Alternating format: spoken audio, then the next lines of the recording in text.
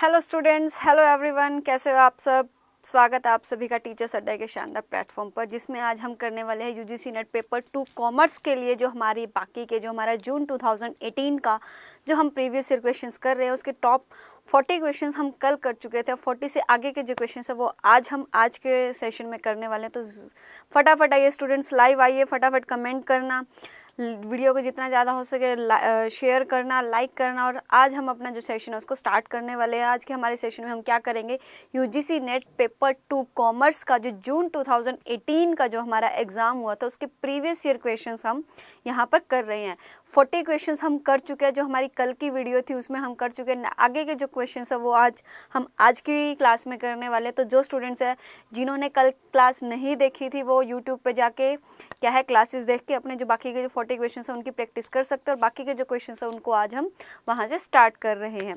Good evening students, good evening Saurabh Mishra, good evening Nikhil Anand, कैसे हो आप सब। बहुत बहुत स्वागत है आप सभी का।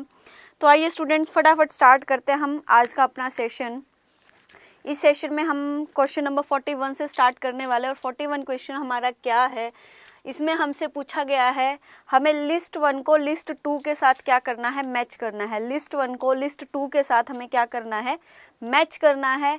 विच are related to legal forces affecting international marketers. जो हमारे इंटरनेशनल मार्केटर्स हैं उससे हमारी जो लीगल फोर्सेज है उनसे रिलेटेड है ये हमारी इंटरनेशनल मार्केट की। तो लिस्ट 1 को आपको लिस्ट 2 के साथ मैच करना है, ये आपसे पूछा गया क्वेश्चन में। क्या है, सबसे पहले है टैरिफ। टैरिफ क्या होता है? टैरिफ बेसिकली क्या है हमारा,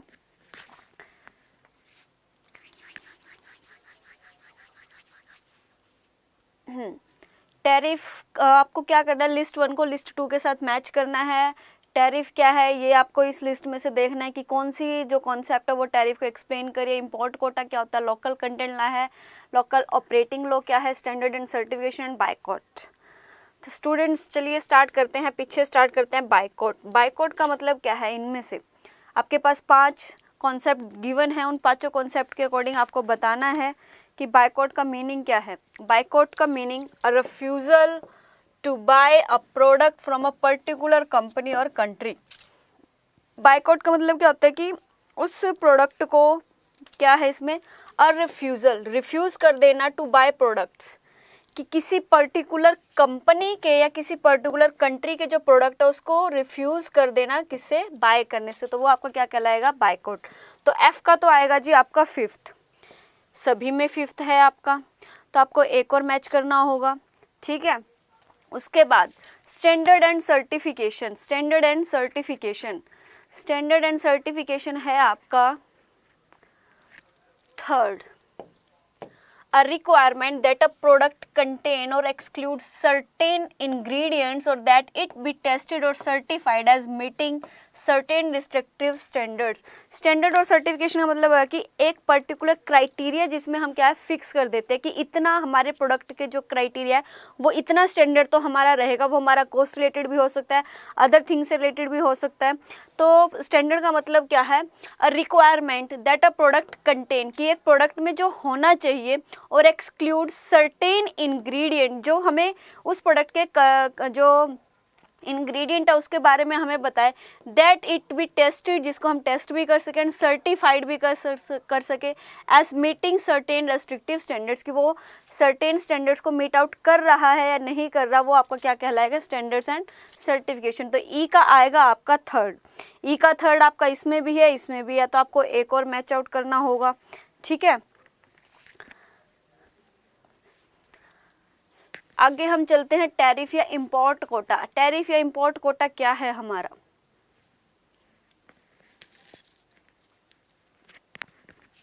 टैरिफ, टैरिफ, टैरिफ क्या होता है, tariff, tariff is a tax imposed on product entering a country or used to protect domestic producers or raise revenue।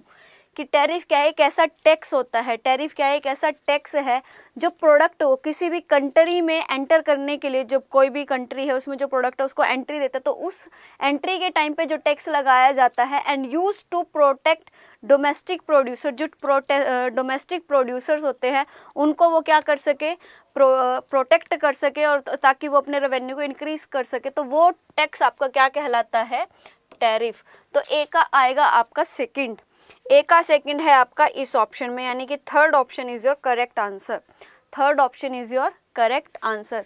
Tariff क्या होता है? टैरिफ एक टाइप का क्या है, आपका टैक्स होता है, जो जब भी आप किसी कंट्री में किसी प्रोडक्ट को एंट्री देते हैं, मतलब किसी कंट्री में कोई भी प्रोडक्ट जब आता है तो उसकी एंट्री के टाइम पे हम पे जो भी टैक्स लगाया जाता है वो टैक्स आपका क्या कहलाता है? Tariff. Import quota, import quota, import quota होता है आपका limiting amount of a particular product that can be brought into a country. Import quota मतलब है कि एक कंट्री में आप कितनी ज़्यादा क्वांटिटी किसी भी प्रोडक्ट की मंगवा सकते हो, वो होता है import Kota.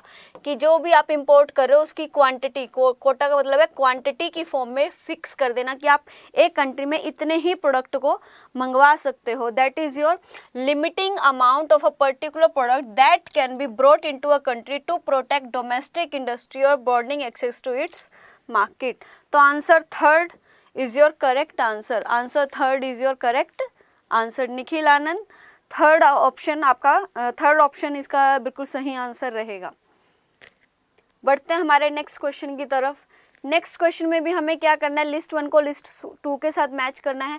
Which are related to personal selling process, जो आपकी पर्सनल सेलिंग प्रोसेस है उससे रिलेटेड हमारी लिस्ट 1 और लिस्ट 2 दी गई है, जिसको हमें क्या करना है, मैच करना है। प्रोस्पेक्टिंग, प्रोस्पेक्टिंग का मतलब होता है सर्च करना, प्रोस्पेक्टिंग का मतलब क्या होता है, सर्च करना। मोहित सिंगला का बिल्कुल सही आंसर आया, आंसर थर्ड। प्रोस्पेक्टिंग का मतलब होता है सर्च करना, तो prospecting means identifying profiles, leads, records and qualifying capability and willingness. Prospecting का आएगा, ए का आएगा आपका सेकंड, ए का सेकंड आपका एक ही ऑप्शन में है।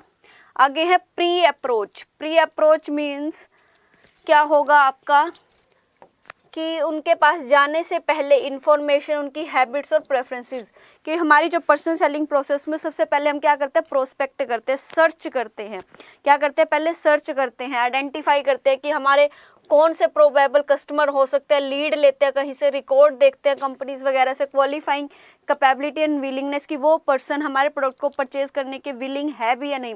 उसके बाद हम क्या करते हैं, प्री अप्रोच। प्री अप्रोच यानी कि हम सीधा उस कस्टमर के पास नहीं जाते, बल्कि उस कस्टमर के पास जाने से पहले उनके बारे में क्या है, उनकी इन्फॉर्मेशन कलेक्ट करते हैं कि वो पर्सन किस टाइप के जो हमारे प्रोबेबल कस्टमर हो सकते हैं, उनकी हैबिट क्या क्या है, उनके प्रेफरेंसेस क्या क्या क्या हैं, उनके टेस्ट वगैरह क्या है, तो उसमें होते हैं, वो सारी होते हैं हमारी प्री अप्रोच में। प्रेजेंटेशन, प्रेजेंटेशन के टाइम पे हमारी क्या है, एक AIDA जो हमारी प्रेजेंटेशन है पर्सनल सेलिंग प्रोसेस में, जो हम, गुड इवनिंग जी, गुड इवनिंग उमा, कैसे हो आप सब। तो जो हमारी प्रेजेंटेशन है, प्रेजेंटेशन में हम इस अप्रोच को यूज़ करते हैं, AIDA, एडा, attention, interest, desire and action. पहले तो हम हमारे जो कंज्यूमर है उस कंज्यूमर की क्या देखते हैं, अटेंशन देखते हैं कि उसका इंटरेस्ट है या नहीं, फिर उसकी डिज़ायर भी है या नहीं उस प्रोडक्ट को परचेज करने के रिगार्डिंग। अगर उसकी डिज़ायर है तो फिर हम उसके अकॉर्डिंग उस एक्शन करते हैं, तो वो आएगा हमारी प्रेजेंटेशन में। पोस्ट सेल सर्विसेज में क्या होगा, reduce dissonance and build goodwill, कि अगर कोई जो कस्टमर है उसको किसी भी रिगार्डिंग, कोई भी प्रोडक्ट के रिगार्डिंग कुछ भी कंफ्यूजन है, तो उसकी डिसोनेंस को कम करना और कंपनी की जो गुडविल है उसको इंक्रीज करना। तो third option is your correct answer. Personal selling process, personal selling हमारी मार्केटिंग के अंदर होती है। पर्सनल सेलिंग का मतलब होता है जब हम पर्टिकुलर एक जो हमारे प्रोबेबल कंज्यूमर्स होते हैं, उन कंज्यूमर पर्सनली उनके पास जाके अपने प्रोडक्ट को क्या करते हैं, सेल। तो सबसे पहले तो हम जो पर्सनल सेलिंग प्रोसेस है उसमें हम सबसे पहले तो क्या करते हैं, हमारे जो कंज्यूमर होते हैं, जो हमारे क्या है प्रोबेबल कंज्यूमर है, सबसे पहले तो हम उनको ढूंढते हैं, उनको आइडेंटिफाई करते हैं। उसके बाद फिर हम उनको क्या करते हैं, प्री अप्रोच, यानी कि उनके पास जाने से पहले उनके बारे में हम क्या करते हैं, इन्फॉर्मेशन को कलेक्ट करते हैं कि वो पर्सन किस टाइप का है, किस टाइम पे अवेलेबल रहेगा, उसकी हैबिट क्या है, उसके प्रेफरेंसेस क्या है, उसका इनकम का सोर्स क्या है, जो बेसिक सी डिटेल्स है हमारे उसके रिगार्डिंग हम वो सारी की सारी इन्फॉर्मेशन उसमें कलेक्ट करते हैं। फिर हम क्या करते हैं, हमें जब लगता है कि हाँ वो कंज्यूमर है, हमारे प्रोडक्ट में इंटरेस्ट रखेगा, तो उसके फिर हम क्या चले जाते हैं, अपने प्रोडक्ट को लेके उसके पास जाते हैं, प्रेजेंटेशन करते हैं। प्रेजेंटेशन के बाद पोस्ट सेल सर्विसेज कि उसकी अगर कोई इसको प्रॉब्लम है उसका सॉल्यूशन करना और कंपनी की गुडविल को बनाना। तो third option is your correct answer. Uma Bharti का बिल्कुल सही आंसर आया, वेल डन उमा। तो option third is your correct answer. Next है हमारा which of the following is not an approach to capital structure. Capital structure की हमारी अप्रोच नहीं है, ये हमसे क्वेश्चन में पूछा गया कि कैपिटल स्ट्रक्चर की इनमें से कौन सी हमारी अप्रोच नहीं है। ग्रॉस प्रॉफिट अप्रोच नहीं है, नेट इनकम अप्रोच भी है, नेट ऑपरेटिंग इनकम अप्रोच भी, और मोती गिलानी एंड मिलर अप्रोच भी है। ये मैंने आपको कैपिटल स्ट्रक्चर का जो चैप्टर कराया है उसके अंदर भी, हमारी जो वीडियो है उसमें मैंने आपको बताया था कि कैपिटल स्ट्रक्चर की हमारे पास 4 थ्योरीज हैं। फर्स्ट थ्योरी है हमारी नेट इनकम अप्रोच, सेकंड है हमारी net operating income approach, third है हमारी ट्रेडिशनल अप्रोच, और लास्ट है हमारी एमएम अप्रोच। तो ग्रोस प्रॉफिट अप्रोच हमारी किसी टाइप की कोई भी अप्रोच नहीं है। तो option 1 is your correct answer. Option 1 is your correct answer. Next है हमारा विच one of the following methods of capital budgeting assumes that cash inflows are reinvested at the project rate of return। कि इनमें से किस method में, जो capital budgeting का method है वो क्या करता है, cash inflows are reinvested at the projects rate of return. Cash inflows are दी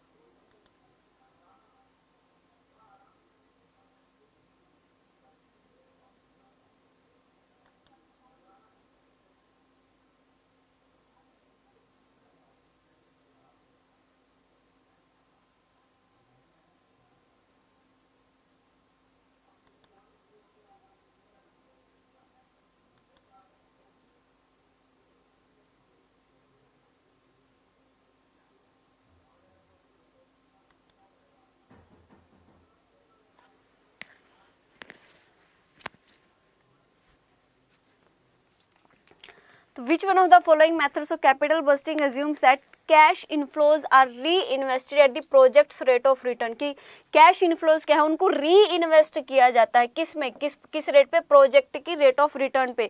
कौन सा मेथड ऐसा है जिस मेथड में हम क्या करते हैं, जिस मेथड में हम कैश इनफ्लोज को क्या करते हैं, री इन्वेस्ट करते हैं। Net present value, accounting rate of return, discounted payback method, या फिर इंटरनल रेट ऑफ रिटर्न। बताओ students. Good evening ji, good evening students, thank you so much for your compliments. तो कैपिटल बस्टिंग का हमारा internal rate of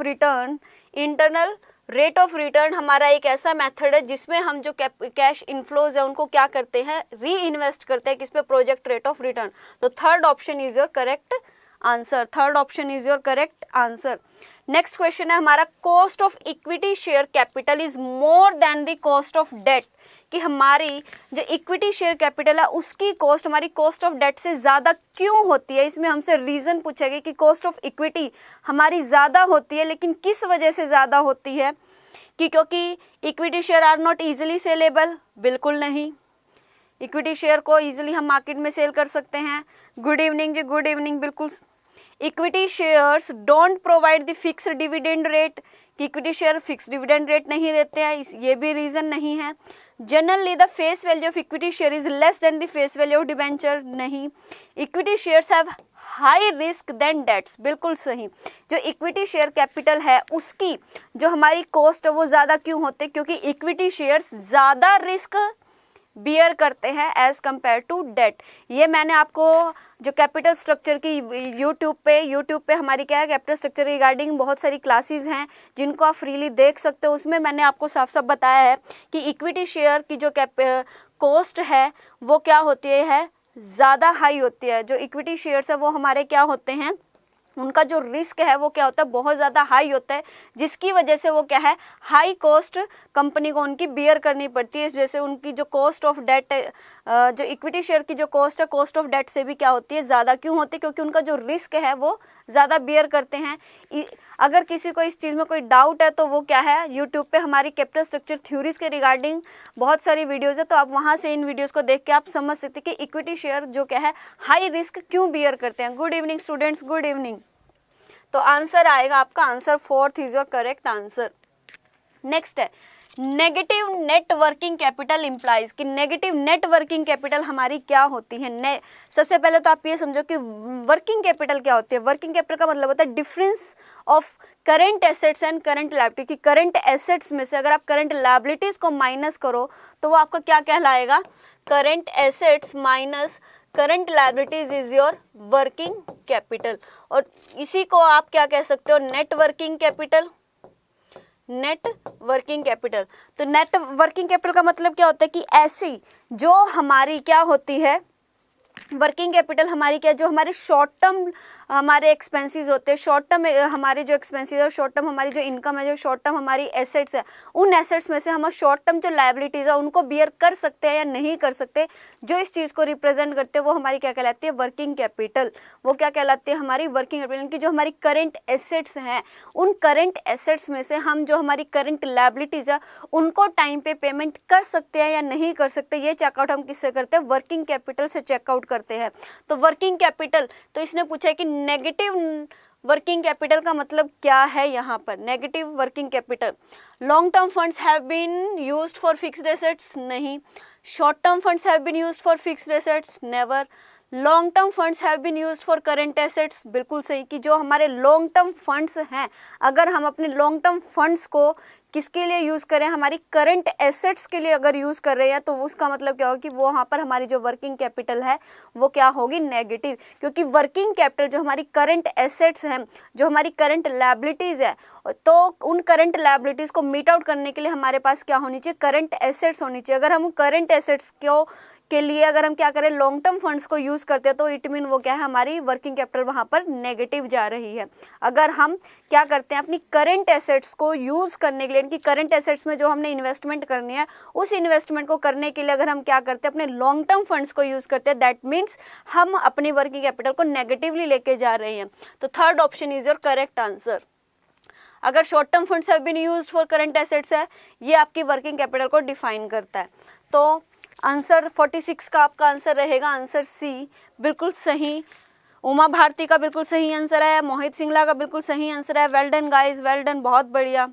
next question है, which of the following is an implicit cost of increasing proportion of debt of a company, कि अगर एक company में हम date को क्या करते हैं, इंक्रीज करते हैं, तो उसकी हमें इम्प्लिसिट कॉस्ट करेगी। इम्प्लिसिट का मतलब जो इम्प्लाइड है, कि अगर हम कल को डेट को क्या करते हैं, इंक्रीज करते, तो डेट के इंक्रीज होने से क्या होगा हमारी कंपनी में, price earning ratio of the company would increase, never.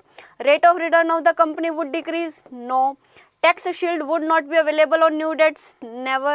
And equity shareholders would demand higher returns, बिल्कुल सही। ये मैंने आपको कैपिटल स्ट्रक्चर की जो थ्योरीज करवाई थी उसमें भी आपको बताया था, उसके रिगार्डिंग हमारी वीडियोस भी हैं कि अगर किसी कंपनी में हम क्या करते हैं, कोई भी कंपनी अगर डेट को ज़्यादा यूज़ करती है तो ज़्यादा डेट यूज़ करने से जो इक्विटी शेयर होल्डर है उनका बर्डन बढ़ जाता है। वो सोचते हैं कि तो उनका जो रिस्क है वो इंक्रीज हो जाता है। तो अगर आप किसी भी कंपनी में डेट को ज़्यादा यूज़ करोगे तो जो इक्विटी शेयर होल्डर है वो क्या करेंगे, उनका रिस्क बढ़ेगा। रिस्क बढ़ेगा तो वो क्या करेंगे, हायर रिटर्न की डिमांड करेंगे। क्या करेंगे, हायर रिटर्न की डिमांड करेंगे। तो ये क्या है, हमारी इम्प्लिसिट कॉस्ट है अगर हम डेट को क्या करते हैं, बढ़ाते हैं।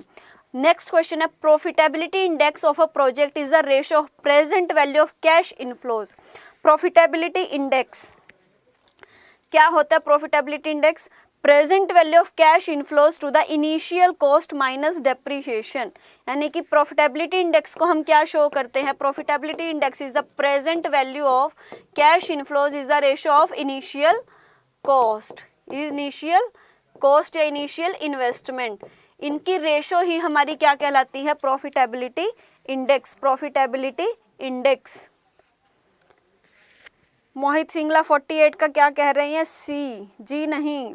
जो हमारी प्रेजेंट वैल्यू ऑफ जो हमारी प्रॉफिटेबिलिटी इंडेक्स है, प्रॉफिटेबिलिटी इंडेक्स का मतलब होता है कि जो हमारी क्या है, present value of cash inflows divide by क्या होता है हमारा,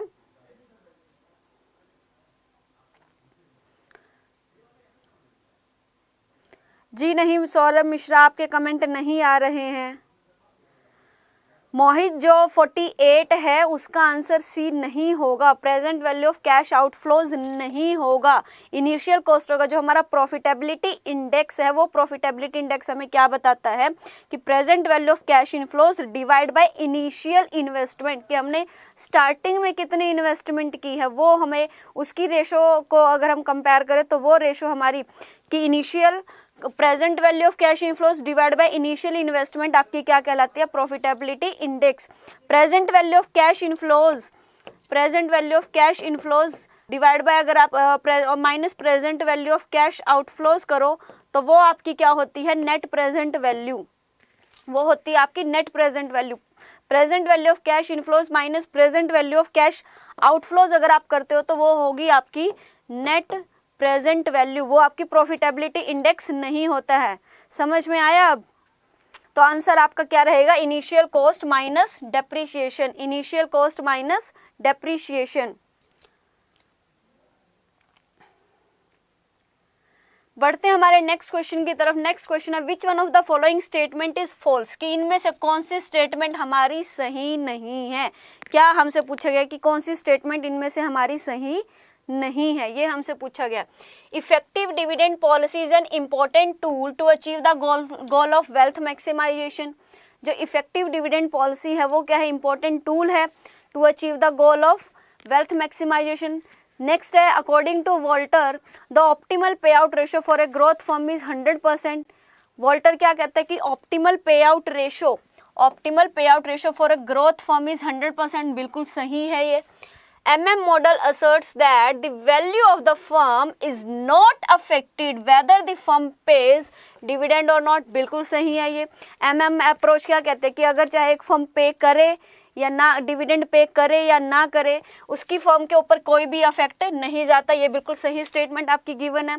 फोर्थ है bird in the hand theory in reference to dividend decision has been developed by Myron Gordon, ये भी बिल्कुल सही है। जो बर्ड इन हैंड अप्रोच है वो हमारी किसने दी थी, मायरन गॉर्डन ने। तो आपके जो तीनों ऑप्शंस है ये बिल्कुल सही स्टेटमेंट है।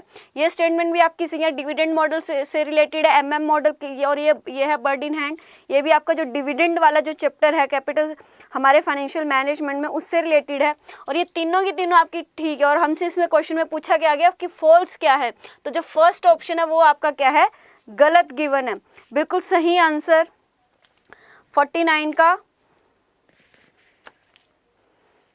49 वाला 2, जी नहीं, जी नहीं, जी नहीं। ग्रोथ फर्म में जब फर्म्स क्या कर रही होती है, ग्रो कर रही होती है, तो उस टाइम पे आप क्या है, अगर आप 100% पे आउट करो,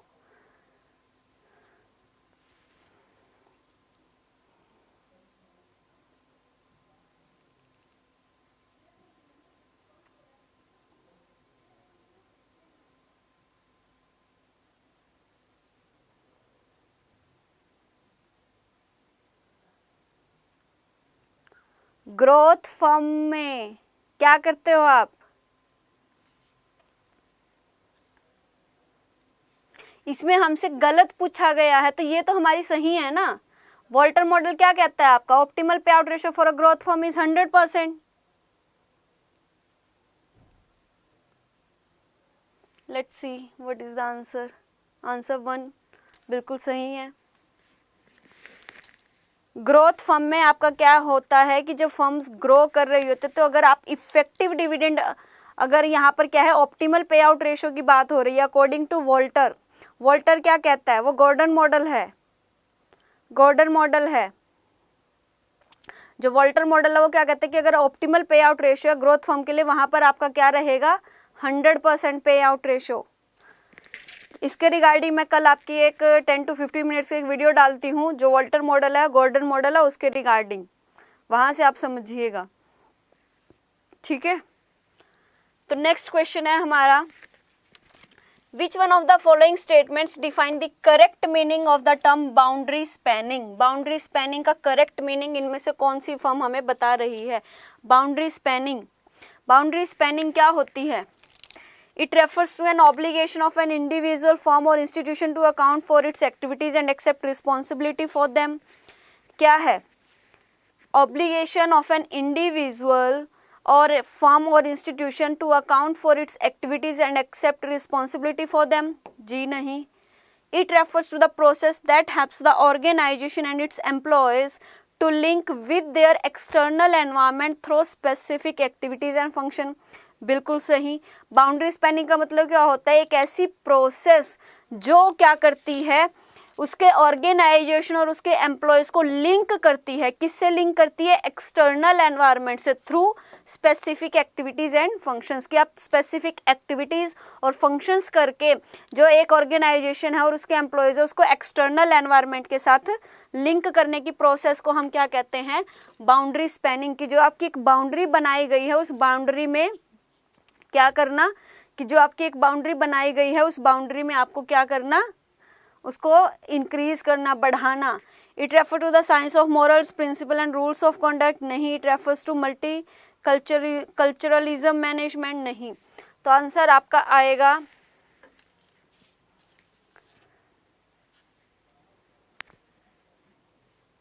मोहित सिंगला कह रहे हैं 50 का सी, उमा भारती कह रहे हैं 3rd। बाउंड्री स्पैनिंग का मतलब होता है रेफर्स टू द प्रोसेस, की एक ऐसी प्रोसेस जो ऑर्गेनाइजेशन और उसके एम्प्लॉयज़ को क्या करती है, बाहर का जो एक्सटर्नल एनवायरनमेंट होता है उस एक्सटर्नल एनवायरनमेंट के साथ उनको लिंक करती है through the specific activities and functions, through the specific activities and functions. तो ये आपका आंसर रहेगा, answer second is your correct answer, बिल्कुल सही। नेक्स्ट है हमारा, उमा भारती का बिल्कुल सही आंसर आया। अब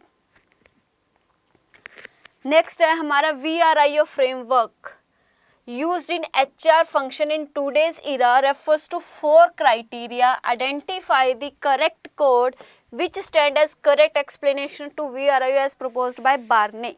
कि बार्ने ने क्या दिया है, VRI की हमें क्या है, फुल फॉर्म। बार्ने के अकॉर्डिंग VRIO की जो फुल फॉर्म है जो हमारा HR फंक्शन में यूज़ किया जाता है, ये 4 ऑप्शन आपके पास गिवन है। इनमें से कौन सा VRIO को बार्ने के अकॉर्डिंग आपको बताता है? बताओ स्टूडेंट्स, हरी अप। VRIO का जो हमारे HR फंक्शन में यूज़ किया जाता है उसकी फुल फॉर्म क्या है बार्ने के अकॉर्डिंग, एज पर बार्ने के अकॉर्डिंग जो हमारी VRIO अप्रोच है जो हम HR फंक्शन में यूज़ करते हैं उसकी full form VRIO, VIRO stands for क्या रहेगा?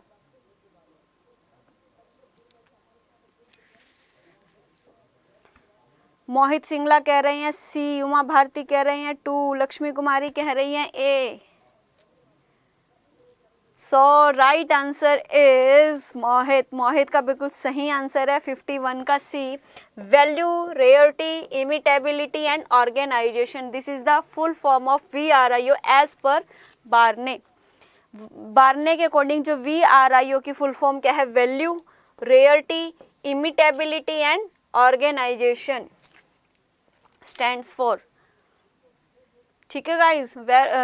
जो उमा भारती ने सेकंड दिया है vision, rewards, improvement, options, balance, recruiting, industrial relation and opportunities, versatile resource, information and outsourcing, ये नहीं है, बल्कि इसका आंसर रहेगा आपका value, rarity, imitability and organisation. Next question है हमारा, Induction is an informal information sharing sessions on miscellaneous issues in an organization। की इंडक्शन क्या होता है? इनफॉर्मल क्या है, इनफॉर्मल इंफॉर्मेशन है, sharing sessions and miscellaneous issues in an organisation. की एक ऑर्गेनाइजेशन में जब कोई एक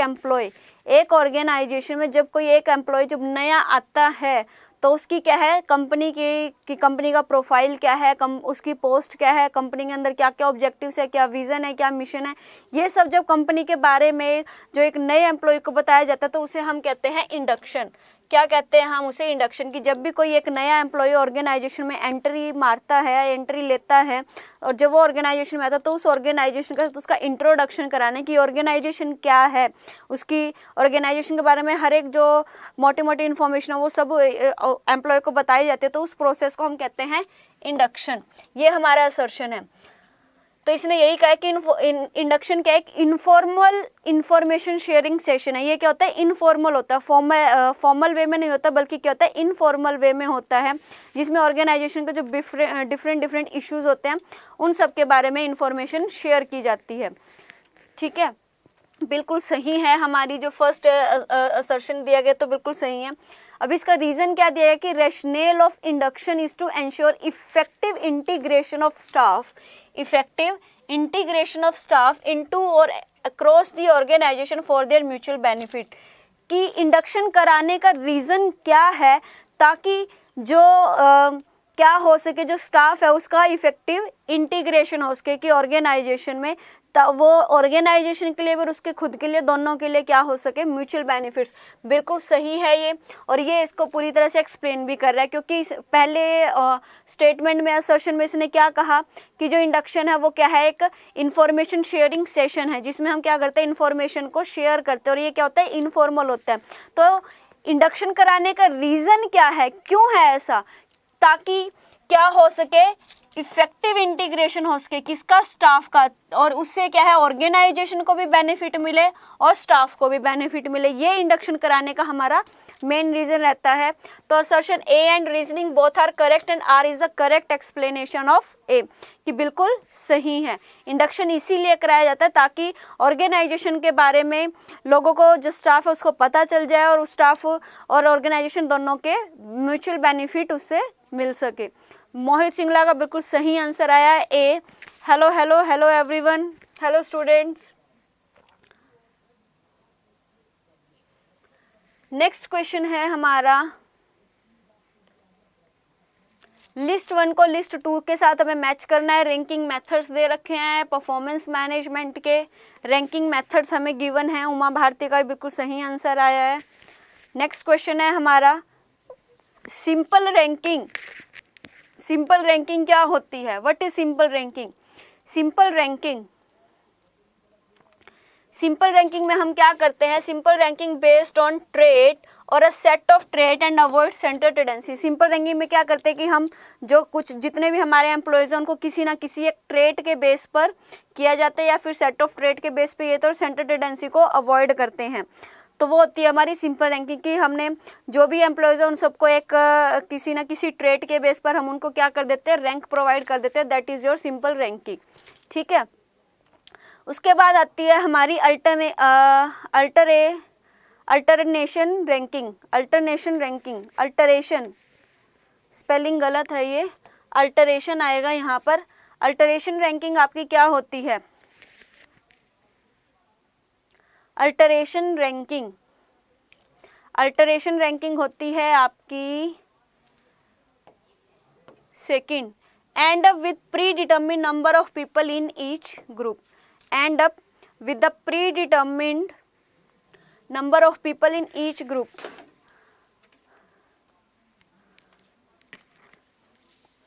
क्या समझ नहीं आया उमा, क्या समझ नहीं आया?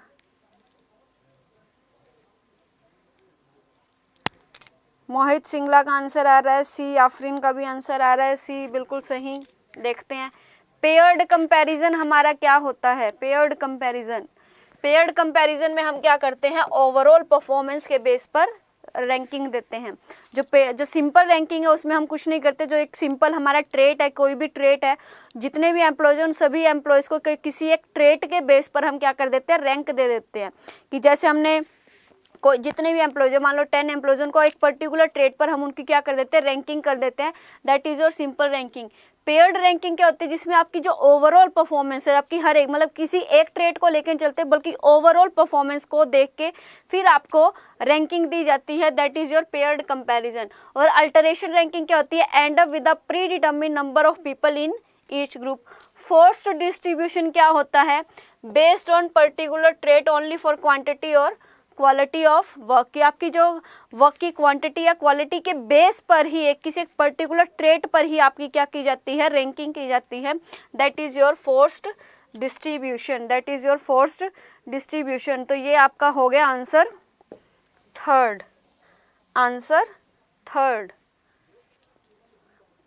बिल्कुल मोहित सिंगला का बिल्कुल सही आया, अंजू, उमा भारती और अफरीन अंजुम का भी बिल्कुल सही आंसर आया।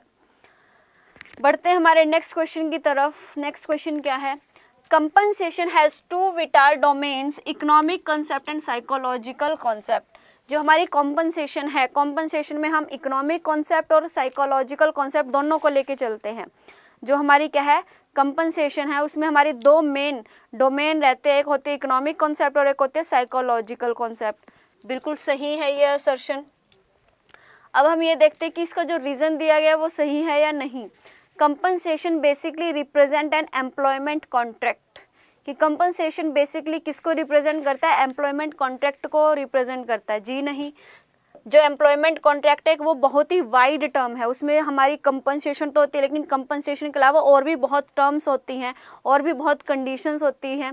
जब हम किसी ऑर्गेनाइजेशन को ज्वाइन करते हैं तो हमारा जो एम्प्लॉयमेंट कॉन्ट्रैक्ट होता है उसमें सिर्फ हमारी क्या है कंपनसेशन ही इंक्लूड नहीं होती, बल्कि और भी बहुत सारे हमारी जो टर्म्स कंडीशन है, हमारा एलिजिबिलिटी, हमारी पे कितनी है, हमारा टाइम ड्यूरेशन कितना रहेगा, ये सारी चीज़ें हमारी उसमें इंक्लूड होती हैं। तो इसने जबकि रीजन में क्या लिखा है, compensation basically represent the employment contract, तो ऐसा नहीं है। जो एम्प्लॉयमेंट कॉन्ट्रैक्ट है वो हमारा एक बहुत ही वाइड टर्म है। फर्स्ट हमारी ठीक है, लेकिन इसका जो रीजन है वो ठीक नहीं है, वो हमारा बिल्कुल भी ठीक नहीं है। तो आंसर होगा आपका ए इज करेक्ट। बताओ स्टूडेंट्स क्या आंसर रहेगा इसका, फर्स्ट रहेगा या थर्ड? मोहित सिंगला कह रहे हैं थर्ड, उमा भारती कह रही है सेकंड और आफरीन अंजुम कह रही है थर्ड। क्या आंसर रहेगा? फर्स्ट ऑप्शन आंसर रहेगा या फिर थर्ड ऑप्शन? बताओ स्टूडेंट्स फटाफट, फर्स्ट ऑप्शन या थर्ड ऑप्शन? फर्स्ट ऑप्शन या थर्ड ऑप्शन, कौन सा हमारा राइट है? A is correct but and R is the right explanation of A, या फिर A is correct but R is incorrect? Saroj Saini कह रही हैं थर्ड, मोहित सिंगला भी कह रहे हैं third. Let's see what is the answer. Answer third is the correct answer. Answer third is the correct answer, बिल्कुल सही। क्योंकि जो एम्प्लॉयमेंट कॉन्ट्रैक्ट है वो हमारी एक बहुत ही वाइड टर्म है, उसमें सिर्फ हम अपनी कंपनसेशन को इंक्लूड नहीं करते हैं। Well done guys, well done, बहुत बढ़िया। नेक्स्ट क्वेश्चन है हमारा, which of the following is not the primary objective of industrial relation and labour laws. जो हमारा industrial relation and labour laws है उसका प्राइमरी ऑब्जेक्टिव नहीं है, ये हमसे पूछा गया है। जो हमारा industrial relation and labour laws है उसका प्राइमरी ऑब्जेक्टिव नहीं है, ये हमसे पूछा गया। सोशल इक्विटी को मेंटेन करना बिल्कुल प्राइमरी ऑब्जेक्टिव है। इंटरनेशनल यूनिफॉर्मिटी को बनाए रखना बिल्कुल, ये भी हमारा प्राइमरी ऑब्जेक्टिव है। जो हमारे इंडस्ट्रियल रिलेशन और लेबर लॉज हैं उनका प्राइमरी ऑब्जेक्टिव जो नहीं है वो हमसे पूछा गया। तो सोशल इक्विटी बनाना बिल्कुल प्राइमरी ऑब्जेक्टिव है। इंटरनेशनल यूनिफॉर्मिटी बनाए रखना ये भी हमारा ऑब्जेक्टिव है, ठीक है। Providing credit facilities to industries, जी नहीं, क्रेडिट फैसिलिटीज़ देना इंडस्ट्रियल रिलेशन का ऑब्जेक्टिव नहीं है। एंड प्रमोटिंग इकोनॉमिक ग्रोथ ये भी है। तो जो ऑप्शन सेकंड है, second option is your correct answer. Uma Bharti का बिल्कुल सही आंसर आया, मोहित सिंगला का बिल्कुल सही आंसर आया। वेल डन गाइस, बहुत बढ़िया, बहुत बढ़िया। तो answer 2 is your correct answer कि क्रेडिट इंडस्ट्रीज को क्रेडिट फैसिलिटीज देना industrial relation and labour laws का ऑब्जेक्टिव नहीं है। नेक्स्ट क्वेश्चन की तरफ चलते हैं। नेक्स्ट क्वेश्चन है हमारा असर्शन और रीजन के regarding he. In real terms worker participation in management has failed in India. कि अगर सही मायने में अगर हम बात करें, सही मायने में अगर हम बात करें तो जो इंडिया है, इंडिया के अंदर जो वर्कर्स का पार्टिसिपेशन है मैनेजमेंट में वो नहीं है, वो उसमें फेल हो चुका है। सही बात है ये कि अगर सही मायने में रियल टर्म्स में अगर हम बात करें तो जो इंडिया है, इंडिया के अंदर वर्कर की जो पार्टिसिपेशन है मैनेजमेंट में वो नहीं है। असर्शन आपका बिल्कुल सही है। रीज़न देखते हैं कि क्या रीज़न है इसका कि क्यों फेल हुआ है इंडिया के अंदर।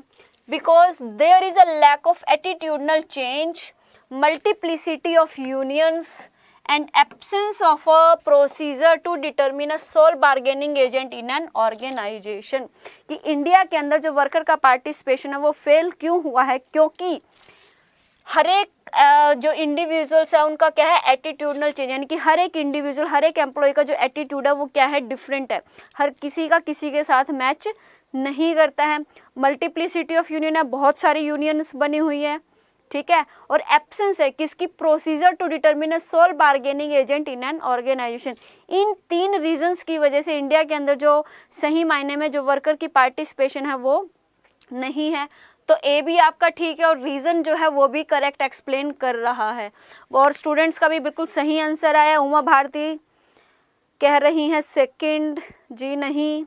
मोहित सिंगला का बिल्कुल सही आंसर है। निखिल आनंद का सही आंसर है। सरोज सैनी का भी बिल्कुल सही आंसर है। आफरीन का भी बिल्कुल सही आंसर है। वेल डन गाइस, बहुत बढ़िया। तो answer A is correct and R is the correct explanation of ए।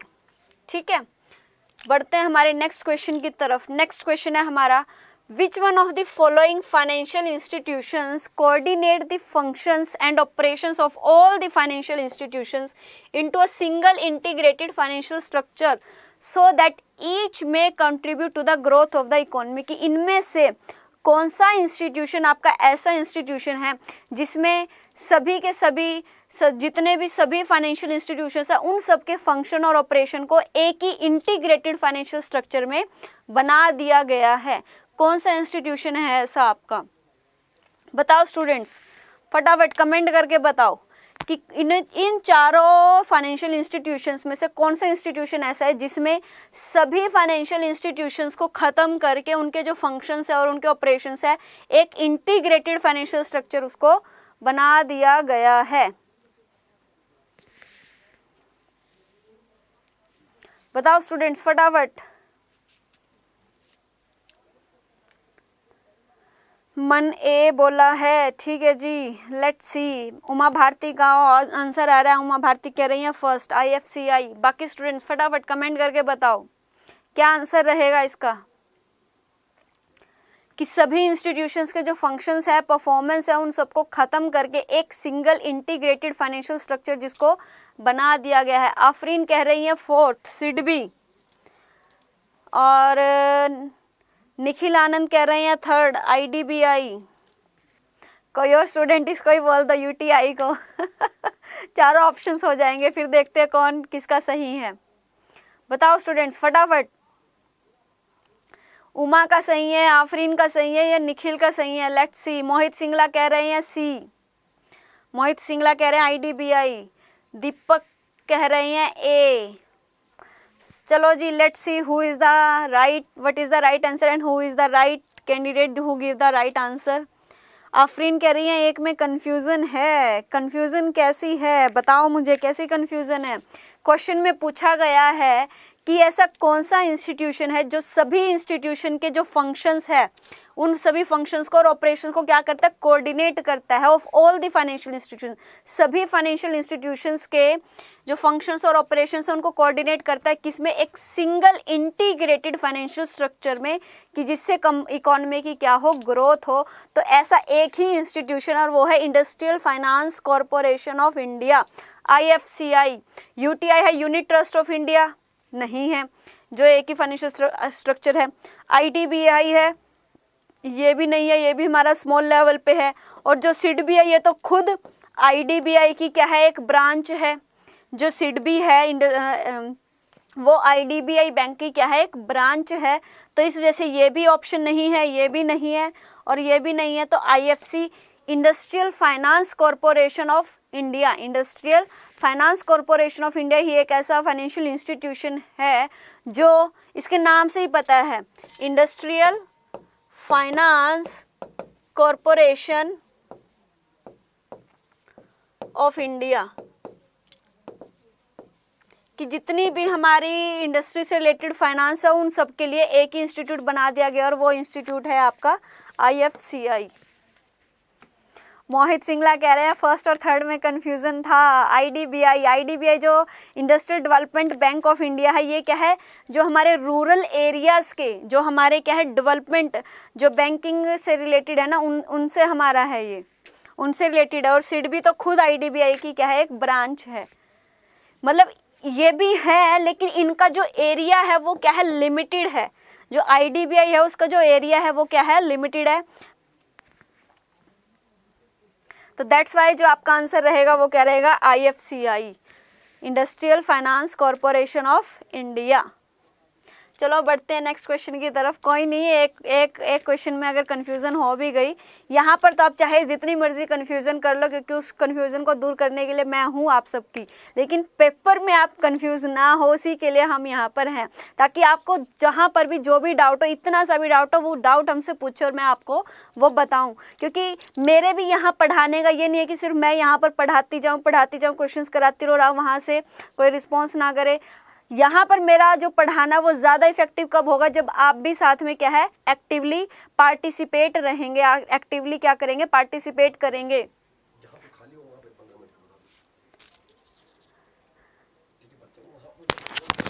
6 बजेंगे। तो नेक्स्ट क्वेश्चन है हमारा, लो जी, नाबार्ड के regarding, which one of the following is not the function of NABARD. NABARD का फंक्शन नहीं है। पहले तो नाबार्ड ही बताओ क्या है। नाबार्ड की फुल फॉर्म क्या है, national bank for agriculture and rural development. National bank for agriculture and rural development. National bank for agriculture and rural development. तो यानी कि हमारा जो एग्रीकल्चर और रूरल डेवलपमेंट, यानी कि जो हमारे एग्रीकल्चर से रिलेटेड जो भी एक्टिविटीज़ है और जो हमारे रूरल एरियाज़ हैं उनसे रिलेटेड जो हमारे जितनी फंक्शनिंग है वो सारी की सारी फंक्शनिंग हमारी कौन देखती है, नाबार्ड। ये सबसे बड़ा इंस्टीट्यूशन है किसका, एग्रीकल्चर और रूरल डेवलपमेंट के रिगार्डिंग सबसे एपेक्स हमारा ये क्या है, इंस्टीट्यूट है। क्या है ये हमारा एपेक्स इंस्टीट्यूट है, किसके रिगार्डिंग, एग्रीकल्चर और रूरल डेवलपमेंट। एग्रीकल्चर और रूरल डेवलपमेंट के रिगार्डिंग जो नाबार्ड है वो हमारा क्या है, एपेक्स इंस्टीट्यूशन है। तो ये क्वेश्चन है, इस क्वेश्चन में हमसे क्या पूछा गया कि नाबार्ड का फंक्शन नहीं है।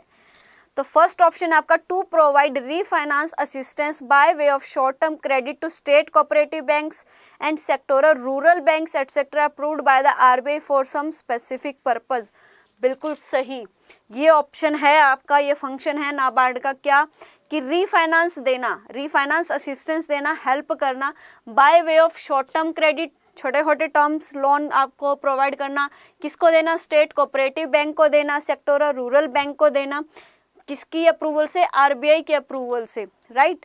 सेकंड ऑप्शन आपका, to undertake inspection of cooperative societies other than primary cooperative societies and RRB, कि जो हमारी प्राइमरी कोऑपरेटिव सोसाइटीज है और जो हमारे आरआरबी हैं उनको छोड़ के, उनके अलावा क्या है, इंस्पेक्शन करना किसकी, कोऑपरेटिव सोसाइटीज़ की। ये भी ऑप्शन है, ये भी फंक्शन है जो नाबार्ड परफॉर्म करता है, ठीक है। उसके बाद है, to promote research in various aspects of the problems of urban development.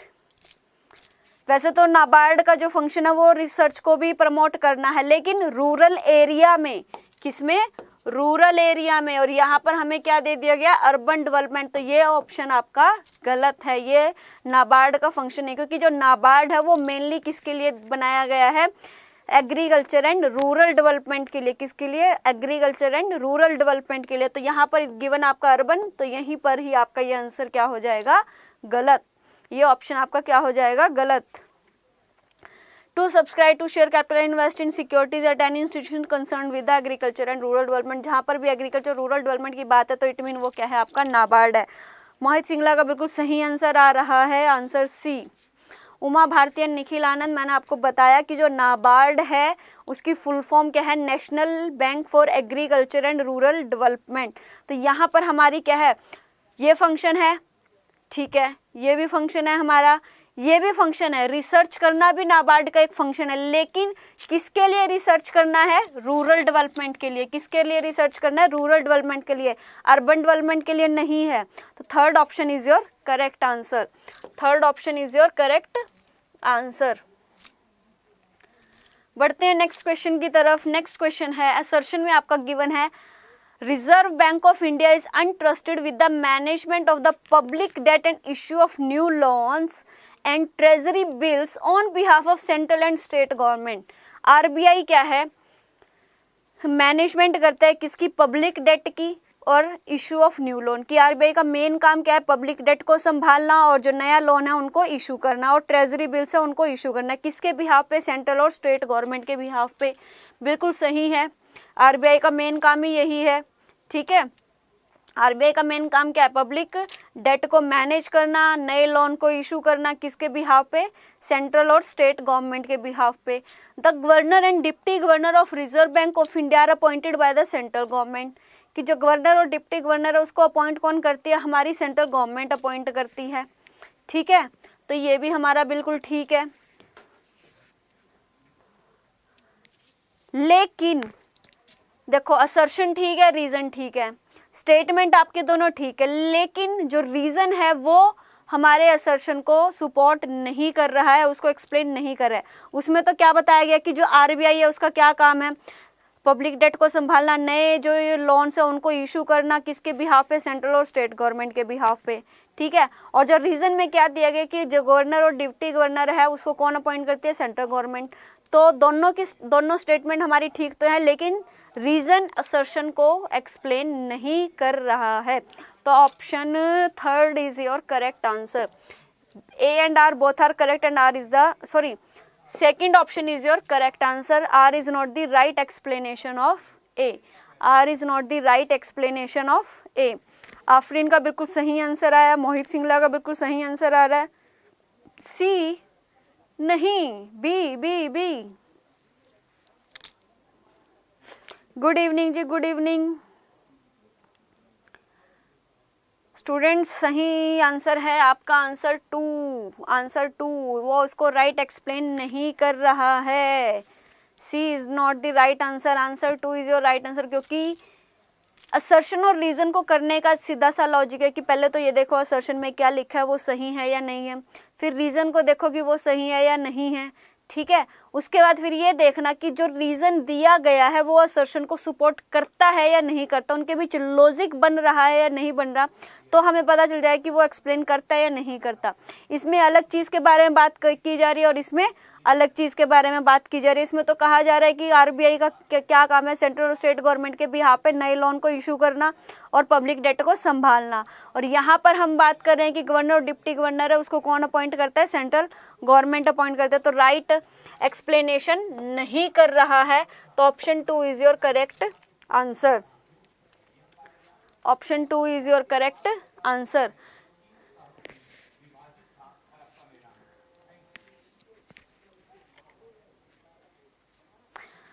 Tiwari Anshika Pandey ji, ma'am teachers Adda पर कोई पढ़ाना चाहते हैं तो क्या प्रोसेस है? प्रोसेस उसके रिगार्डिंग आपको बाद में इंफॉर्मेशन दी जाएगी इसके रिगार्डिंग, अभी हमारी क्लास चल रही है। तो नेक्स्ट क्वेश्चन है, refers to the process of removing और stripping the legal status of a currency, कि जो एक करेंसी है उसके लीगल स्टेटस को क्या करना, रिमूव करना।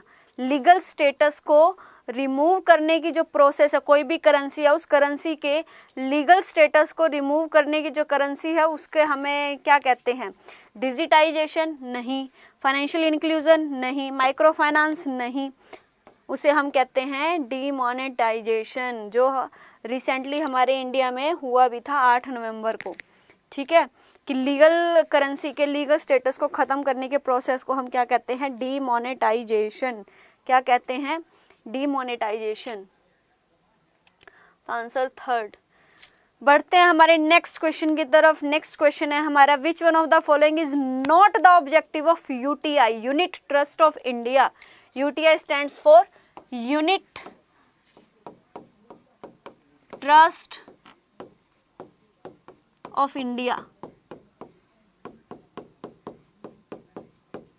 यूनिट ट्रस्ट ऑफ इंडिया का ऑब्जेक्टिव नहीं है, ये हमसे क्वेश्चन में पूछा गया है, ये हमसे क्वेश्चन में पूछा गया है। नेक्स्ट क्वेश्चन है, to mobilise savings of the community by offering savers the triple benefits of safety, liquidity and profitability to of investment. Unit trust of India का क्या काम है? सेविंग्स को मोबिलाइज करता है, जो लोगों के पास जो सेविंग्स है उन सेविंग्स को ये क्या करता है? कलेक्ट करता है और उनको क्या करता है? मोबिलाइज करता है इन्वेस्टमेंट एरिया में, प्रोडक्टिव एरियाज में। क्या करता है? Mobilise savings of the community of by offering savers. Offer क्या करता है? 3 बेनिफिट देता है, सेफ्टी देता है, लिक्विडिटी देता है और प्रॉफिटेबिलिटी देता है। बिल्कुल सही है, ये यूटीआई का ऑब्जेक्टिव है ये। To channelize the pooled saving into productive outlet, ये भी बिल्कुल सही है कि जितनी भी हमारी सेविंग्स है उसको क्या करता है? प्रोडक्टिव एरियाज में लगाता है। To provide finance under hire purchase finance and housing finance to its member, क्या करता है कि जो इसके मेंबर है उनको क्या करता है? फाइनेंस प्रोवाइड करता है। हायर परचेज फाइनेंस और हाउसिंग फाइनेंस किसको? अपने मेंबर्स को फाइनेंस प्रोवाइड करता है। और फोर्थ है, to give every one a chance to indirectly on shares and securities in a large number of select companies. Mohit Singla का आंसर आया है सी। तिवारी अंशिक पांडे कह रहे हैं 61 का ए। तो ए तो ऑप्शन आपका होगा नहीं। थर्ड ऑप्शन इसका ऑब्जेक्टिव नहीं है, क्योंकि ये भी ऑब्जेक्टिव है, ये इसका ऑब्जेक्टिव नहीं है, क्योंकि ये अपने ही मेंबर को फाइनेंस प्रोवाइड नहीं करता है। अपने ही मेंबर को क्या है? ये फाइनेंस प्रोवाइड नहीं करता है। अगर इसमें क्या है, यहाँ पर क्या मेंशन, अपने ही मेंबर को क्या करता है? फाइनेंस प्रोवाइड नहीं करता है, तो ये इसका ऑब्जेक्टिव नहीं है। ठीक है जी, नहीं, 61 का थर्ड ऑप्शन आएगा। 61 का आएगा आपका थर्ड, क्योंकि ये अपने ही मेंबर को फाइनेंस प्रोवाइड नहीं करता है, ये इसका ऑब्जेक्टिव नहीं है। नेक्स्ट क्वेश्चन है हमारा IFCI के regarding, which is the main objective of IFCI। अभी हमने पीछे IFCI के रिगार्डिंग हमारा एक क्वेश्चन भी आया था। नेक्स्ट क्वेश्चन है, IFCI का मेन ऑब्जेक्टिव क्या है? To offer both small and large investors the means of acquiring shares in widening prosperity resulting from the steady industrial growth of the country, to upgrade technology, modernization and to promote marketing of products of small sector banks. ठीक है, third है, to serve as the apex institution for term finance for industry with coordination, regulation, supervision of the working of other financial institutions. Last है, to provide medium and long term financial assistance to industrial undertakings particularly in those circumstances in which banking accommodation is in appropriate और resource to capital market is impracticable. बताओ students, फटाफट बताओ क्या answer रहेगा। IFCI का जो main objective है, इनमें से IFCI का मेन ऑब्जेक्टिव क्या है? ये हमसे क्वेश्चन में पूछा गया है। IFCI का मेन ऑब्जेक्टिव बताओ स्टूडेंट्स, हरी अप, इस क्वेश्चन का आंसर आपने बताना है। उमा भारती कह रही हैं डी।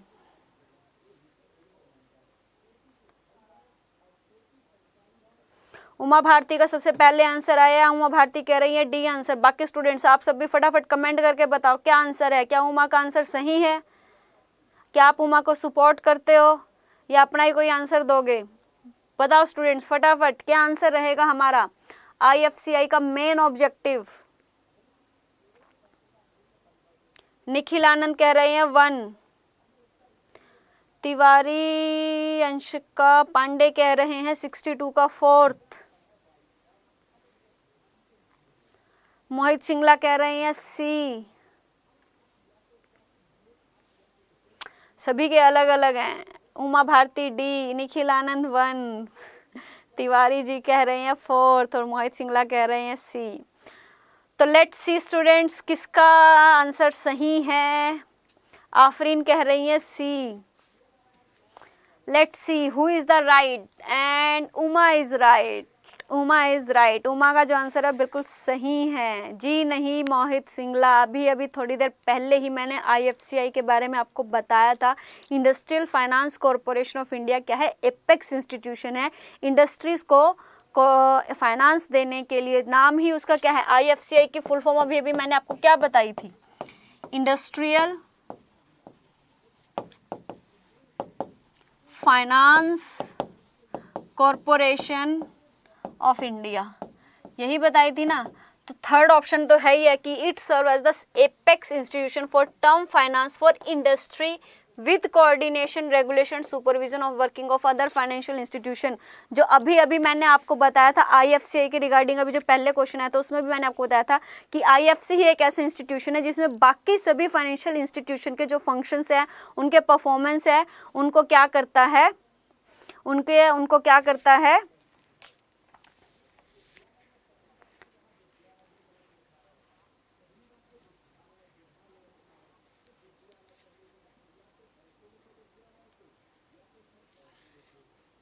हाँ जी तिवारी जी, बिल्कुल सही आंसर है, बिल्कुल सही।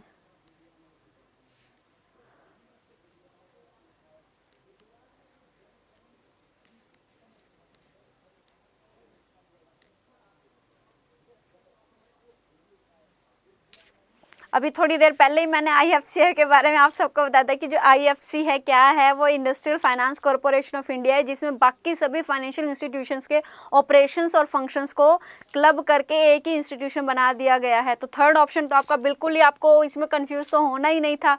हाँ, फर्स्ट सेकेंड में अगर आप कंफ्यूज होते तो मैं मान सकती थी। तो answer fourth is your correct answer, answer fourth is your correct answer.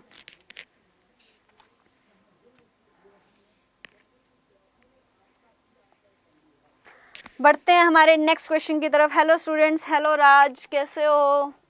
Next है हमारा मैचिंग लिस्ट, बहुत ही बढ़िया। Term finance, refinance, financial inclusion, venture capital. Term finance क्या होता है? टर्म फाइनेंस लिस्ट 1 को आपको लिस्ट 2 के साथ क्या करना है? मैच करना है। लिस्ट 1 को लिस्ट 2 के साथ मैच करना है। टर्म फाइनेंस क्या होती है, रीफाइनेंस क्या है, फाइनेंशियल इंक्लूजन क्या है और वेंचर कैपिटल क्या है। 4 कॉन्सेप्ट आपके पास गिवन है, 4 डेफिनेशन आपके सामने गिवन है, 4 ही कॉन्सेप्ट आपके सामने गिवन है और आपको इनको क्या करना है? मैच करना। तो टर्म फाइनेंस क्या होता है? टर्म फाइनेंस है आपका providing finance to the borrowers for expansion and modernisation of plant and equipment. कि जो हमारी फिक्स्ड एसेट्स होती है, प्लांट और इक्विपमेंट है, उन प्लांट और इक्विपमेंट को मॉडर्नाइजेशन करने के लिए, उनके एक्सपेंशन के लिए बोरोवर्स को क्या दिया जाता है? फाइनेंस दिया जाता है। That is your term finance, that is your term finance. तो ए का फोर्थ हमारे 2 ऑप्शन में है, देखते हैं।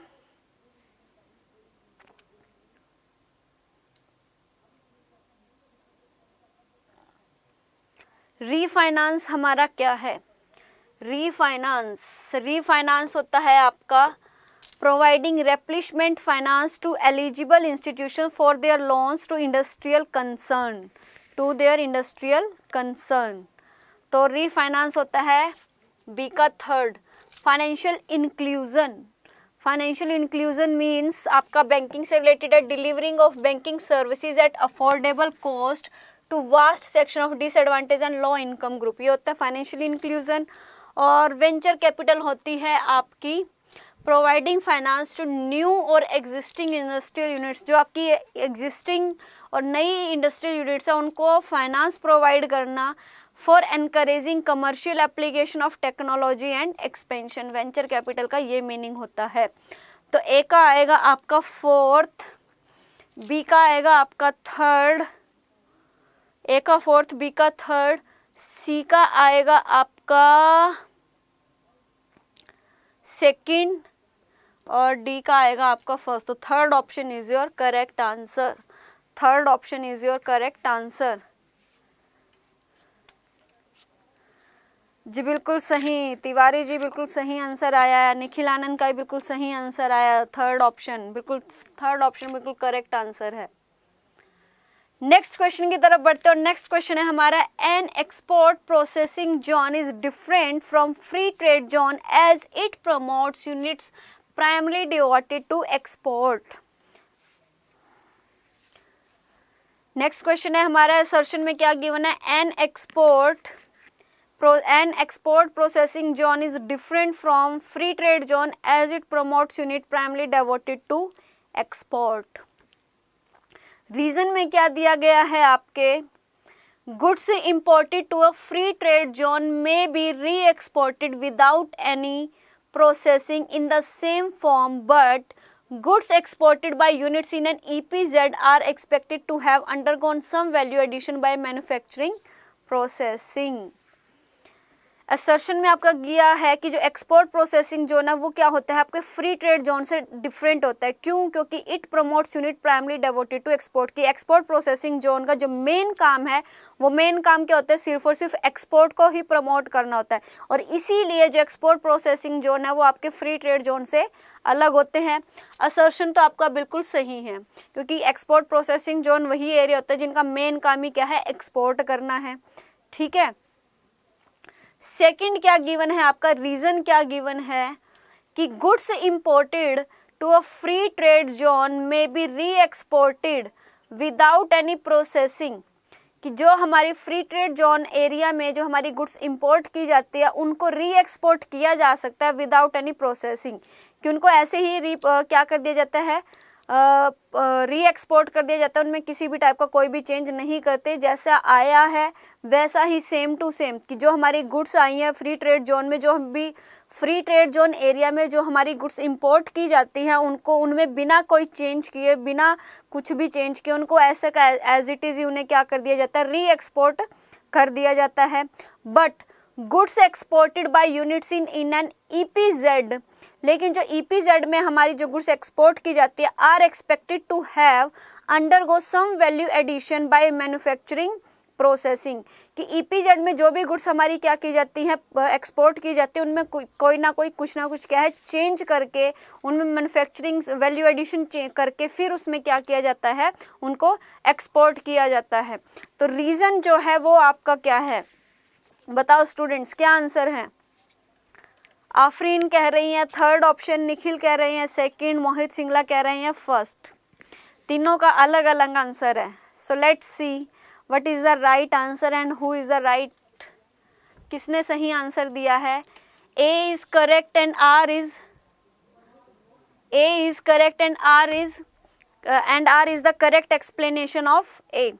कि हमारा जो असर्शन है वो भी बिल्कुल सही है और आर इसको कम्प्लीटली एक्सप्लेन भी कर रहा है. क्योंकि ए में आपका क्या गया कि एक्सपोर्ट प्रोसेसिंग जोन आपके फ्री ट्रेड जोन से क्या होते हैं, डिफरेंट होते हैं. क्यों? क्योंकि उनका जो मेन काम है वो क्या करना है, एक्सपोर्ट करना ही है. ठीक है. और इसमें क्या कहा गया है कि goods exported by units in an EPZ, export processing zones में जो गुड्स एक्सपोर्ट की जाती हैं are expected to have undergo some value addition by manufacturing processing. कि जो एक्सपोर्ट की जाती हैं वही इसको क्या कर रहा है, बिल्कुल फुल्ली एक्सप्लेन कर रहा है. तो option 1 is correct. Option 1 is correct. Option 1 is correct. Next question है, लिस्ट 1 को लिस्ट 2 के साथ मैच करना है. Tariffication, prohibited subsidies, actionable subsidies and non actionable subsidies. Tariffication क्या होता है? टैरिफिकेशन बताओ स्टूडेंट्स, फटाफट मैच करके बताओ. टैरिफिकेशन क्या है? ए का आपका आएगा third, replacement of existing non tariff restrictions. की जो नॉन टैरिफ रेस्ट्रिक्शंस है उनको रिप्लेस करना इज कॉल्ड योर टैरिफिकेशन. ए का आएगा आपका थर्ड.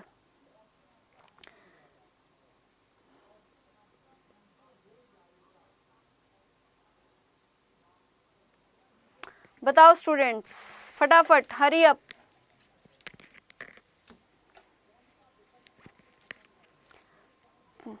कमेंट करके फटाफट बताओ क्या आंसर रहेगा इसका. एक ऑप्शन मैंने आपको बता दिया कि ए का आएगा आपका थर्ड. वैसे इसमें हमारा एक ही ऑप्शन है जिसमें ए का थर्ड है, यही ऑप्शन आपका. बी का आपका रहेगा second, prohibited subsidies, they act on goods which are contingent upon export performance. C का आपका रहेगा first, they have demonstrably adverse effect on other member countries and non actionable industries are for industrial research in disadvantages region. Mohit Singla का बिल्कुल सही answer आया है third option. नहीं, मोहित सिंगला का गलत है, फोर्थ नहीं है, third option, third. Nikhil Anand का सही आंसर आया है, उमा भारती का भी बिल्कुल सही आंसर आया है, थर्ड. मोहित सिंगला आपका आंसर गलत है. वो क्यों? क्योंकि टैरिफिकेशन का मतलब क्या होता है? Replacement of existing non tariff restrictions. Fourth option नहीं होगा, थर्ड ऑप्शन। नेक्स्ट क्वेश्चन है आपका नामा, गेट, स्ट्रीम, स्ट्रिप्स। लिस्ट 1 को लिस्ट 2 के साथ आपको क्या करना है? मैच करना है। तो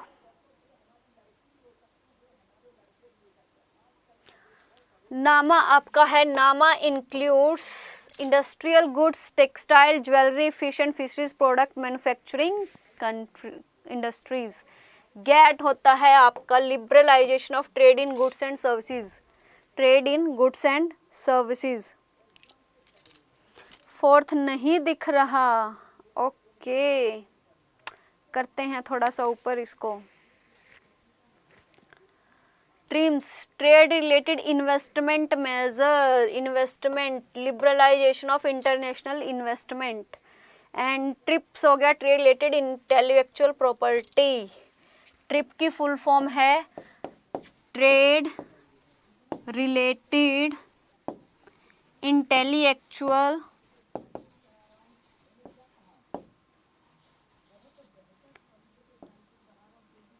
इंटेलेक्चुअल प्रॉपर्टी, और इसकी है ट्रेड रिलेटेड इन्वेस्टमेंट मेजर्स। तो हो गया जी आपका ए का सेकंड, ए का सेकंड, बी का थर्ड, ए का सेकंड, बी का थर्ड, थर्ड ऑप्शन। सी का फर्स्ट एंड फोर्थ का डी, बिल्कुल सही। Third option is your correct answer, third option बिल्कुल सही आंसर है। आफरीन का, निखिल का, उमा का बिल्कुल सही आंसर है। नेक्स्ट क्वेश्चन की तरफ बढ़ते हैं। नेक्स्ट क्वेश्चन है हमारा स्टेटमेंट 1 और 2 गिवन है हमें। The capital account consist of long term capital transactions only. क्या है कि जो कैपिटल अकाउंट है, कैपिटल अकाउंट में हम सिर्फ किसको लेके चलते हैं? ओनली लॉन्ग टर्म ट्रांजेक्शन्स को, लॉन्ग टर्म कैपिटल ट्रांजेक्शन्स को लेके चलते हैं, बिल्कुल सही है। जो हमारी कैपिटल अकाउंट है उसमें सिर्फ हम क्या लेते हैं? लॉन्ग टर्म कैपिटल ट्रांजेक्शन्स को। जो करंट अकाउंट है, current account includes all transactions. Current account में हमारी की क्या है? सारी की सारी ट्रांजेक्शन इंक्लूड की जाती हैं। विच गिव राइज और यूज अप नेशनल इनकम, जो हमारी नेशनल इनकम को क्या करती है? यूज करती है। तो ये भी स्टेटमेंट ठीक है। कैपिटल अकाउंट में हम सिर्फ क्या, कैपिटल अकाउंट की जो लॉन्ग टर्म कैपिटल ट्रांजेक्शन है उनको लेके चलते हैं। करंट अकाउंट में हम सभी ट्रांजेक्शन्स को लेके चलते हैं।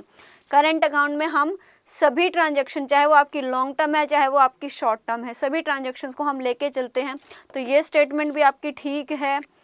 तो both the statements are correct. First option is your correct answer, first option is your correct answer. Mohit Singla का बिल्कुल फटाफट आंसर आ जाता है और बिल्कुल सही आंसर आता है, आंसर ए।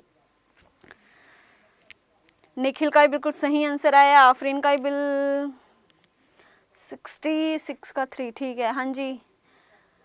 आफरीन का भी बिल्कुल 66 का 3 ये बिल्कुल सही आया है। 67 क्वेश्चन चल रहा है और 67 का आंसर है आपका आंसर फर्स्ट। नेक्स्ट क्वेश्चन है आपका, इसमें भी आपकी 2 स्टेटमेंट गिवन है। स्टेटमेंट फर्स्ट है international liquidity encompasses the international reserves only, कि इंटरनेशनल लिक्विडिटी में हम सिर्फ को इसको लेके चलते हैं, इंटरनेशनल रिजर्व्स को, इंटरनेशनल रिजर्व को। सही है जी, इंटरनेशनल लिक्विडिटी में इंटरनेशनल रिजर्व लेके चलते हैं। उमा भारती का बिल्कुल सही आंसर आया, आंसर है। स्टेटमेंट 2 क्या कहती है? International liquidity cover only official holding of gold. International liquidity किस किस को कवर करती है? Official holding of gold, foreign exchange, SDR and reserve position in IMF available for the settlement of the international transactions. International transactions कि international liquidity में किस किस को इंक्लूड किया जाता है? गोल्ड को, फॉरेन एक्सचेंज को, एसडीआर को, रिजर्व पोजीशन जो हमारा IMF में है इंटरनेशनल ट्रांजेक्शन को करने के लिए। तो स्टेटमेंट 2 भी आपकी ठीक है। जो IMF है, IMF में हमारे जो स्पेशल ड्राइंग राइट है उसमें हम क्या क्या लेके चलते हैं? गोल्ड को, फॉरेन एक्सचेंज को, इन सभी को लेके चलते हैं। तो बिल्कुल सही आंसर है। तो both the statements are correct. Answer 1 is your correct answer, answer 1 is your correct answer. बढ़ते हैं हमारे नेक्स्ट क्वेश्चन की तरफ। नेक्स्ट क्वेश्चन है हमारा कंपैरेटिव कॉस्ट थ्योरी किसने दी थी? कंपैरेटिव कॉस्ट थ्योरी दी थी हमारी डेविड रिकार्डो ने। डेविड रिकार्डो ने। एब्सोल्यूट कॉस्ट थ्योरी हमारी दी थी एडम स्मिथ ने। तो ए का आएगा आपका थर्ड, ए का थर्ड आपका एक ही ऑप्शन में है, ठीक है। बी का आएगा आपका सेकंड, अपॉर्चुनिटी कॉस्ट गॉटफ्राइड ने। फैक्टर एंडोमेंट थ्योरी आपकी दी थी हेक्सचर एंड ओहलिन ने। सी का आएगा आपका फोर्थ और डी का आएगा आपका फर्स्ट।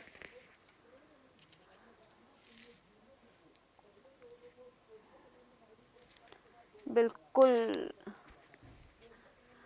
नेट स्लो है, कोई नहीं आफरीन जी, कोई नहीं। आपका नेट स्लो चल रहा है तो आज हम क्लास को यहीं पर फिनिश करते हैं आपके लिए, ताकि आपका जो नेट है, कल आपका नेट स्लो है इसलिए वजह से आज हम क्लास को यहीं पर ओवर कर रहे हैं, ठीक है। और कल जब आपका नेट बिल्कुल सही हो जाए फिर हम बाकी के क्वेश्चंस को करते हैं। तो answer 2 is your correct answer. Answer 2 is your correct answer. चलो एक क्वेश्चन और कर लेते हैं हम। Which one of the following is not the guiding principle of the World Bank regarding its lending operations? Not the guiding principle, world bank का guiding principal नहीं है जो वर्ल्ड बैंक का regarding its lending operations. Proper assessment of the repayment. Last question है, ये question तो कर लो, बस इस क्वेश्चन के बाद हम खत्म कर रहे हैं। Proper assessment of the repayment prospects of loan. Lending should be only for specific projects which are economical and technically sound for a high priority nature. The lending should be enable a country to meet foreign exchange content of the project cost, and the bank does expect the borrowing country to spend the loan in a particular country. बताओ students क्या answer रहेगा? Last question का answer है वो आप ही दोगे, मैं नहीं बताऊंगी। लास्ट क्वेश्चन है ये, इस क्वेश्चन का आंसर आप सब ही दोगे। उसके बाद हम अपनी क्लास को क्या कर रहे हैं, सम अप कर रहे हैं। कोई बात नहीं जी, कोई बात नहीं, कोई बात नहीं, सॉरी बोलने की नीड नहीं है आफरीन। उमा भारती कह रही है 70 का थर्ड।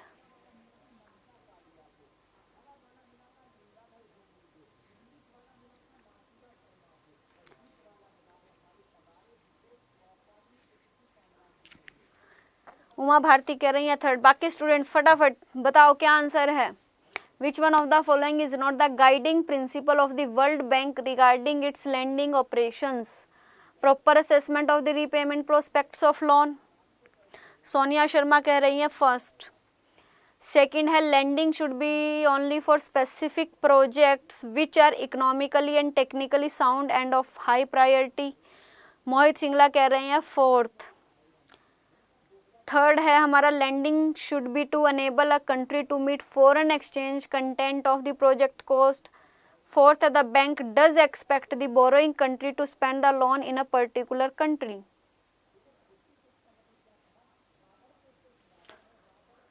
तो आंसर है जी सोनिया शर्मा फिर फोर्थ कह रही हैं, निखिल आनंद 70 का थर्ड कह रहे हैं। सो लेट्स सी, मोहित सिंगला कह रहे हैं fourth and the right answer is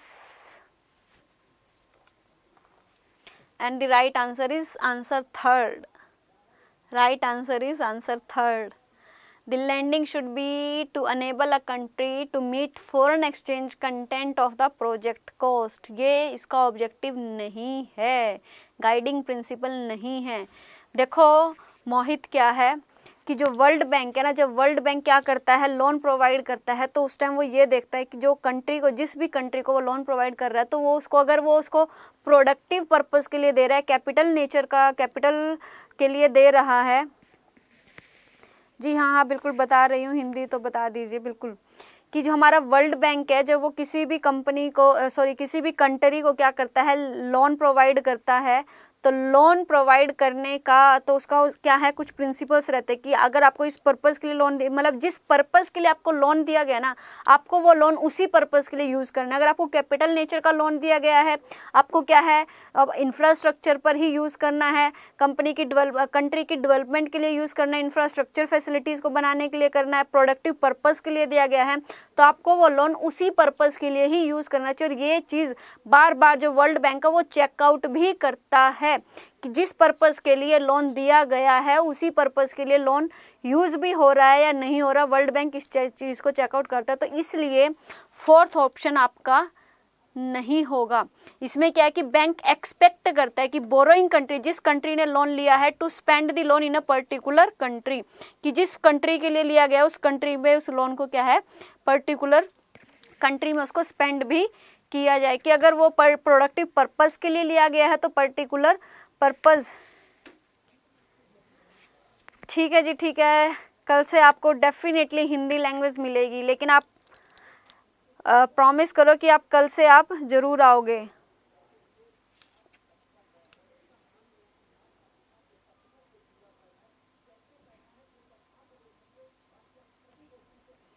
आप कल से पक्का रहोगे, डेली रहोगे, तो आप डेफिनेटली आपसे कल को हिंदी का वर्जन भी आपको मिलेगा।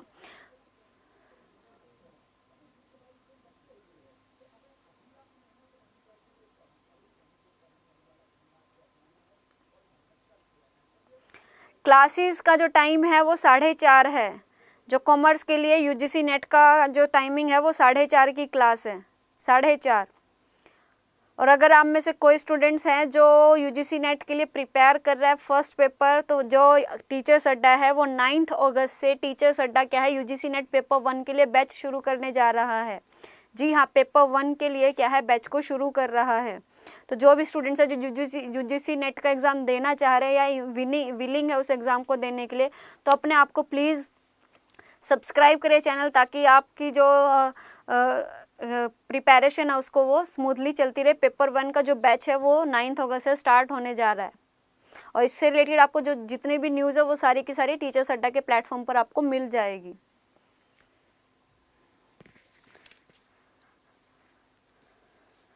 तो थैंक यू गाइस। बाकी के जो क्वेश्चंस है वो हम कल की क्लास में करेंगे, बाकी के जो क्वेश्चंस है वो हम कल की क्लास में रहेंगे। ठीक है students, bye bye all, take care.